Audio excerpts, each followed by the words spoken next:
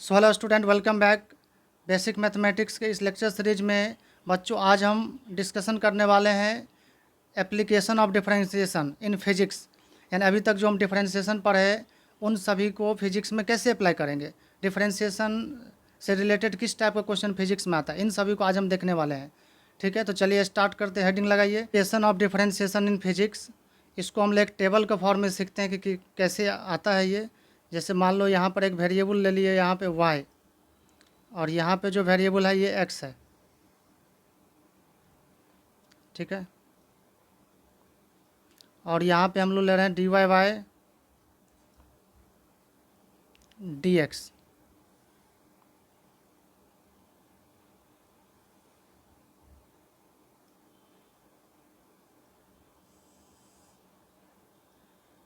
ठीक है,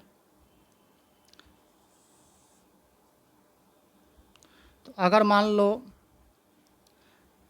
मान लीजिए यहाँ पे y जो है ये पोजीशन है। अगर y क्या है, पोजीशन है, और पोजीशन को जनरली हम लोग x से दिखाते हैं।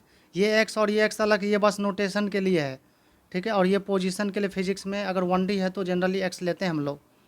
और अगर मान लीजिए t है तो इसका डिफरेंशिएशन क्या होगा, तो ये होगा rate of change of position with respect to time, तो हो जाएगा dx बाई dt। अब बच्चों x को जब डिफरेंशिएट करोगे t के रिस्पेक्ट में तो आपको मिल जाएगा वेलोसिटी। क्या मिलेगा हम लोगों को, वेलोसिटी मिल जाएगा। ये काइनेमेटिक्स में हम लोग पढ़ेंगे। और यहाँ देखो डिफरेंशिएशन अगर नहीं आएगा तो ये हम लोग वेलोसिटी निकाल ही नहीं सकते हैं अगर x के टर्म में दिया हुआ है तो। ठीक है, इसी तरह से अगर मान लो वेलोसिटी है, अगर y की जगह मतलब वेलोसिटी को डिफरेंशिएट करना चाह रहे हैं v को, तो जहाँ y है वहाँ पर वेलोसिटी लिखना पड़ेगा, और इसके जगह t ही लो तो dv बाई dt।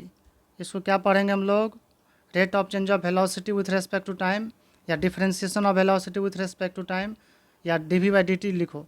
इसको ये देता है एक्सेलरेशन। क्या देता है ये, तो ये हमको मिल जाता है एक्सेलरेशन। ठीक है,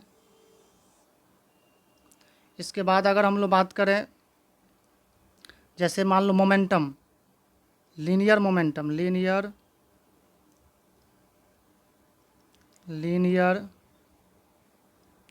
मोमेंटम।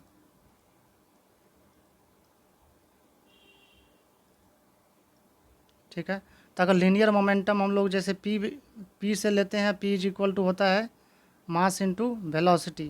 वेक्टर है इसलिए वेक्टर ले सकते हो, कोई दिक्कत इससे नहीं है। और टाइम के रिस्पेक्ट में डिफरेंशिएट करो तो यहाँ पे हमको मिलेगा dp बाई dt। तो ये क्या मिल जाएगा हमको, फोर्स मिलेगा। यानी rate of change of linear momentum जो आएगा हमको क्या देगा, यहाँ पे फोर्स देगा निकाल के। ठीक है,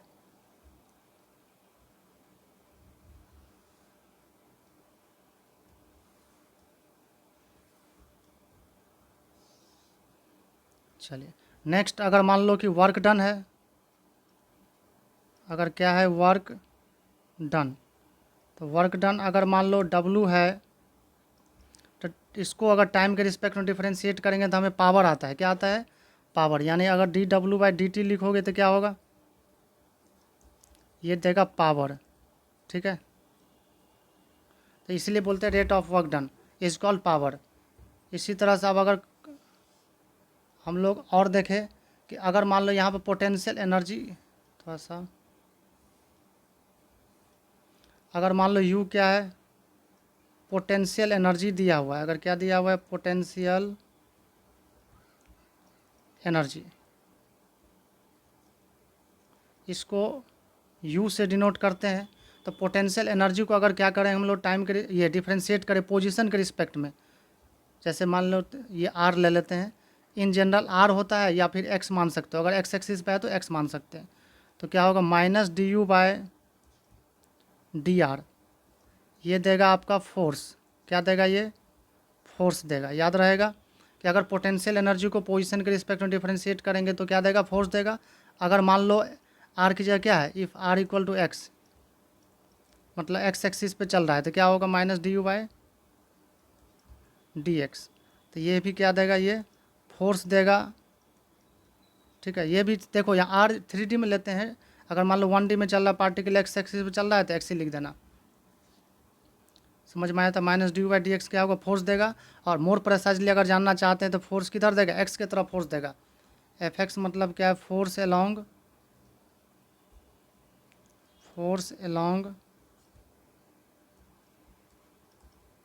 एक्स एक्सिस। ठीक है, चलिए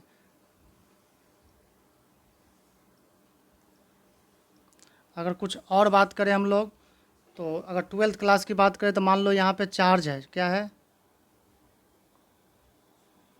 चार्ज। अगर y की जगह चार्ज लेते हैं और इसके x की जगह टाइम लेते हैं तो क्या मिलेगा, D Q by D T. और ये जो मिलता है हमें करंट मिलता है, कौन सा करंट, इंस्टेंटेनियस करंट मिलता है। जैसे यहाँ जो है ये कौन सा करंट मिलता है हम लोगों को, इंस्टेंटेनियस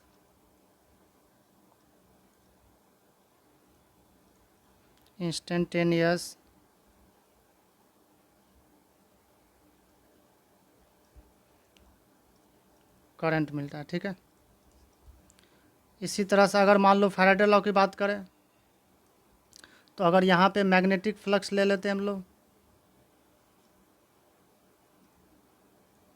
ये सब क्लास 12th में पढ़ना है। मैग्नेटिक फ्लक्स अगर ले लेते हैं तो इसको हम लोग फाइव लिखो, ठीक है, यहाँ टी लिखो, तो minus D five by D t, minus D five by D T जो देगा ये देगा ईएमएफ, क्या देगा यहाँ पे, ईएमएफ। ये सब पढ़ाया जाएगा क्लास 12th में। इलेक्ट्रोमोटिव फोर्स जो कि एक तरह का जस्ट लाइक वोल्टेज है, जस्ट लाइक क्या है, जैसे बैटरी है ना, जस्ट लाइक वोल्टेज। ठीक है, लेकिन ये कहाँ से आया, ये जो आया है कहाँ से आया, ये ईएमआई से आया है। ठीक है, अब कुछ क्वेश्चन को हम लोग प्रैक्टिस करते हैं। ये समझ में आ गया चार्ट, ये टेबल आप बना लेंगे इस तरह से, ये क्या है, ये टेबल आप बना लोगे। अब कुछ क्वेश्चन को देखते हैं कैसे आता है क्वेश्चन इससे।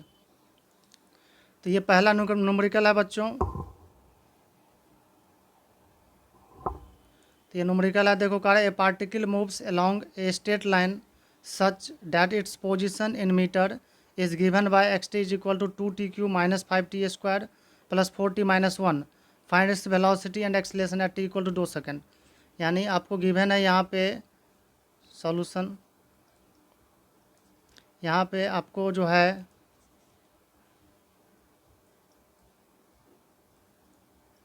आपको पार्टिकल का पोजीशन दिया हुआ है। तो पार्टिकल का जो पोजीशन है वो x is equal to t के टर्म है, इसलिए यहाँ पे एक्स टी लिखा है, टी के टर्म है।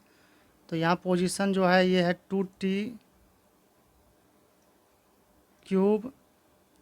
Minus 5t² plus 4t minus 1। तो आपको निकालना है वेलोसिटी। तो अभी टेबल देखिए, उसमें अगर बताए थे कि वेलोसिटी निकालना है, भी निकालना है अगर, तो भी क्या होगा, D x by D T. अगर वेलोसिटी चाहिए तो पोजीशन को क्या करना पड़ेगा, डिफ्रेंशिएट करना पड़ेगा। तो इसका क्या निकालना पड़ेगा, डी एक्स बाय, यहाँ पर हम लोग को निकालना पड़ेगा d x by d t. तो इसका डिफ्रेंशिएशन क्या होगा, तो कितने टर्म है, 1 2 3 4 टर्म है, चारों का अलग अलग होगा।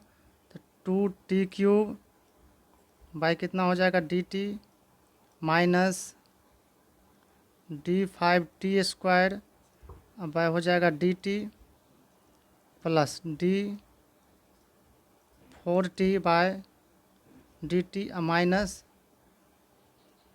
d1 by d t. अब इसका हम लोग डायरेक्ट करें क्योंकि ऑलरेडी हम लोग कर चुके हैं। 2 बाहर होगा, इसका कितना हो जाए 3 मल्टीप्लाइड, और जो पहले से पावर उसमें घट जाएगा, तो कितना होगा 3t² माइनस इसका इसी तरह से 5 बाहर होगा, पावर जो है मल्टीप्लाई हो जाएगा 2, और 1 घटाओगे तो कितना, 2 में से घटेगा t बचेगा, माइनस सॉरी प्लस 4 बाहर करो तो बचेगा dt by D T, D T by D T 1 होता है, इसका कांस्टेंट का 0 हो जाएगा। ठीक है, तो इसका फाइनल जो होगा ये हो जाएगा 6t² माइनस 10t प्लस 4। यानी जो वेलोसिटी आया D x by D T क्या देगा, वेलोसिटी देगा। तो वेलोसिटी भी क्या कर रहा है, यहाँ टाइम पे डिपेंड कर रहा है, वेलोसिटी भी क्या कर रहा है, इसमें टाइम पे डिपेंड कर रहा है। तो कब पूछ रहा है वेलोसिटी, वेलोसिटी पूछ रहा है 2 सेकेंड पे, तो t इक्वल टू 2 सेकेंड पे, तो at t equal to 2 second. तो 2 सेकेंड पे अगर लिखोगे तो यहाँ पर क्या होगा 6, और t की जगह कितना है यहाँ 2, तो क्या हो जाएगा 2 का स्क्वायर माइनस 10 टी की जगह 2 और प्लस 4, ठीक है। तो यहाँ से वेलोसिटी आ जाएगा 6 इंटू 4, 4 का जो कितना हो जाएगा 24, 4 है ना यहाँ, 4 इंटू 6 24 और माइनस ये हो जाएगा 20 और प्लस 4, ठीक है। देखो 24 में से कितना 20 सब्ट्रैक्ट करोगे तो 4 बचेगा, और 4 में 4 ऐड करोगे तो होगा ये 8। तो ये हो 8 मीटर पर सेकंड हम लोगों को वेलोसिटी मिला। इसी तरह से क्या निकालना है, एक्सेलेरेशन निकालना है। तो बच्चों यहाँ पर और क्या पूछ रहा है, देखो एक्सेलेरेशन निकालना है कब, t = 2 सेकंड पे। तो एक्सेलेरेशन कैसे निकलेगा, तो एक्सेलेरेशन जो होता है, एक्सेलेरेशन जो होता है क्या होता है, rate of change of velocity with respect to time. तो वेलोसिटी वाला इक्वेशन तो यहाँ हम निकाल ही चुके हैं, यहाँ पर जो है ये वेलोसिटी वाला इक्वेशन निकाल चुके हैं। तो इसी को डिफरेंशिएट करो, तो क्या लिखोगे d/dt। अब वेलोसिटी की जगह क्या लिख देंगे 6t² माइनस 10t प्लस 4। तो अब इसको क्या करो, डिफरेंशिएट करो। तो इसमें कितने टर्म है, इसमें भी 3 टर्म है, तो 3 बार लिखना पड़ेगा। तो d/dt पहला टर्म है 6t², माइनस है तो माइनस लिखो, d/dt यहाँ हो जाएगा 10t प्लस d/dt पहले लिख लो, फिर 4 का करना है तो 4 लिख लो। देखिए बाहर होगा 6, पावर मल्टीप्लाई, तो पावर मल्टीप्लाई होगा, और जो पहले से घट जाएगा t बच जाएगा सीधे, माइनस 10 बाहर होगा, 10 बाहर होगा, dt/dt कितना 1, और प्लस इसका हो जाएगा 0 कांस्टेंट का। तो यहाँ से हमें एक्सेलेरेशन मिला, ये हो जाएगा 12t और माइनस 10। लेकिन क्वेश्चन में देखो, क्वेश्चन में कह रहा है कि find its velocity and acceleration, acceleration कब 2 सेकंड पे। तो t = कितना रखना पड़ेगा बच्चों इस इक्वेशन में, तो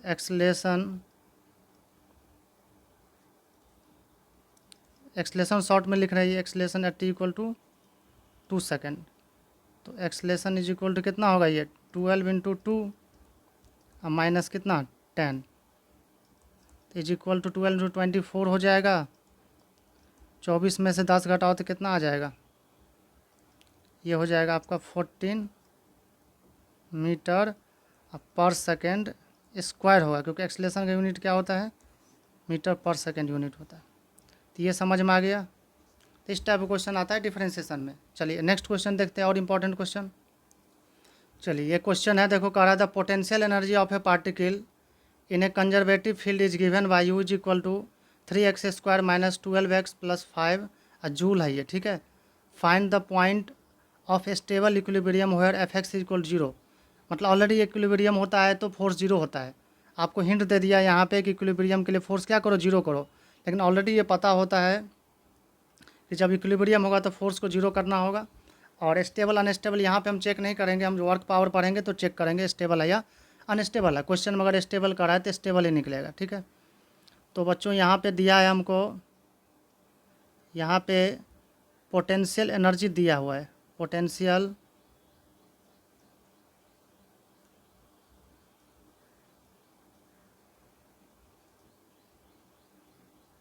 कंजर्वेटिव फील्ड से दिक्कत नहीं है, क्योंकि पोटेंशियल एनर्जी कंजर्वेटिव फील्ड के लिए ही डिफाइन होगा, ठीक है।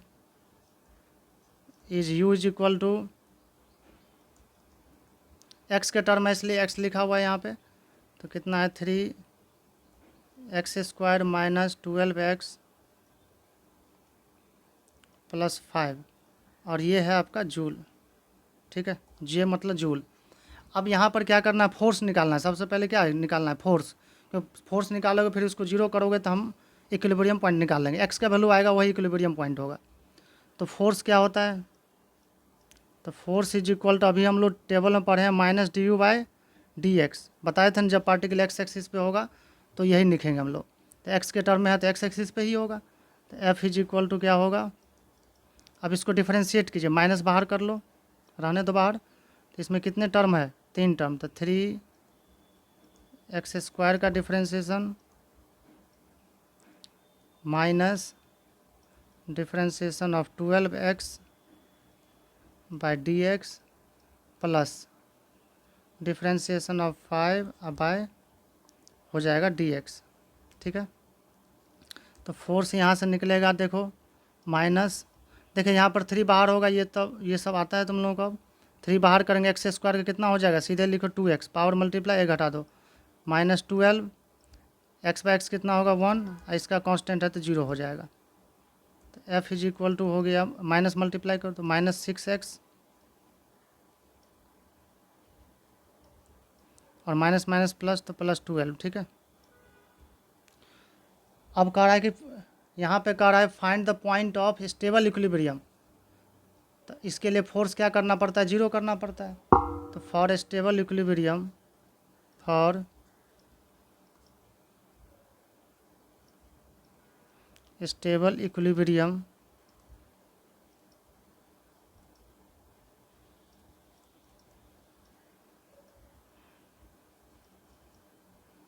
एफ इज इक्वल टू क्या करोगे, 0 कर दोगे।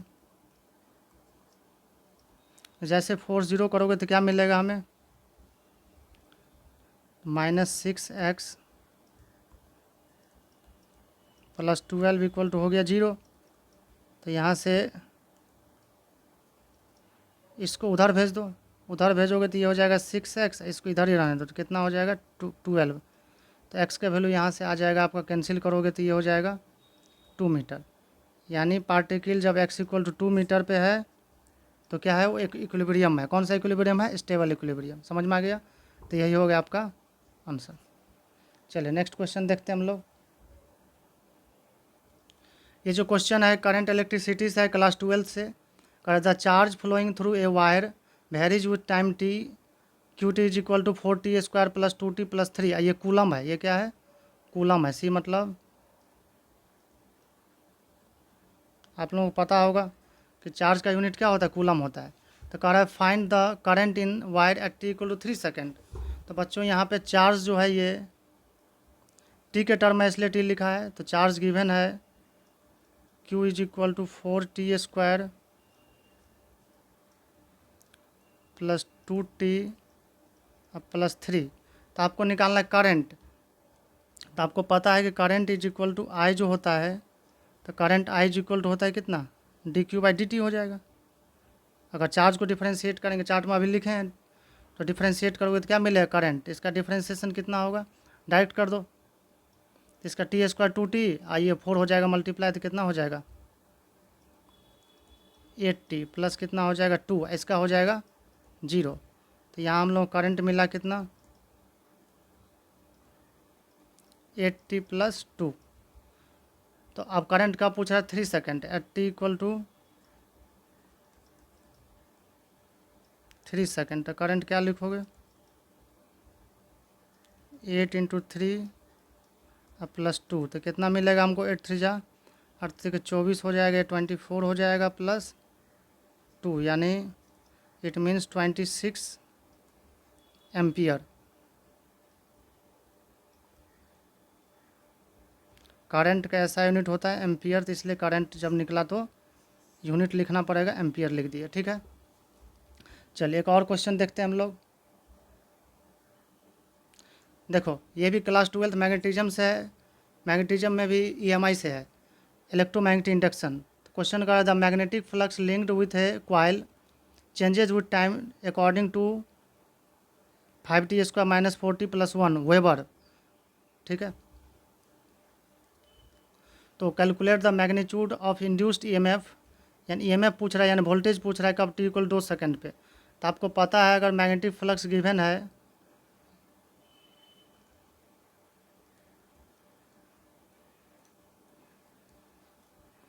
तो बच्चों यहाँ पे जो मैग्नेटिक फ्लक्स गिवन है कितना है,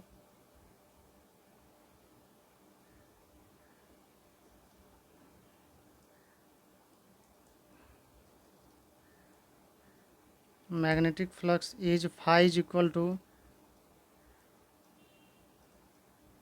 तो phi is equal to given है, phi is equal to 5t² - 4t + 1।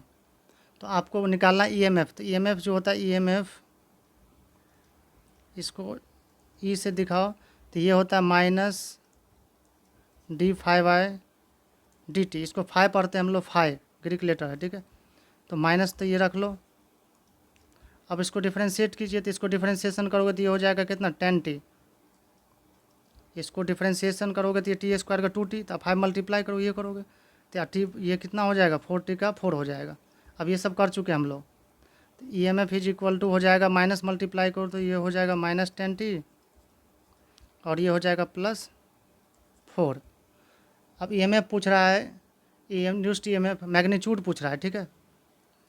तो ये माइनस हटा देंगे हम लोग। तो क्या पूछ रहा है यहाँ पे, 2 सेकंड पे ई एम एफ पूछ रहा है, at t equal to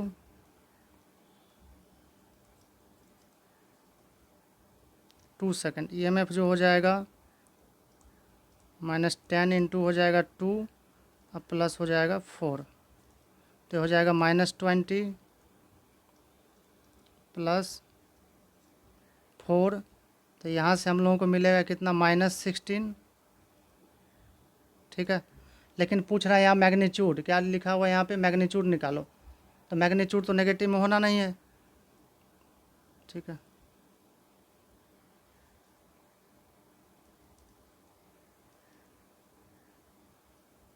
magnitude equal to कितना, 16, और ये हो जाएगा, ई एम एफ है तो वोल्ट होता है, ठीक है।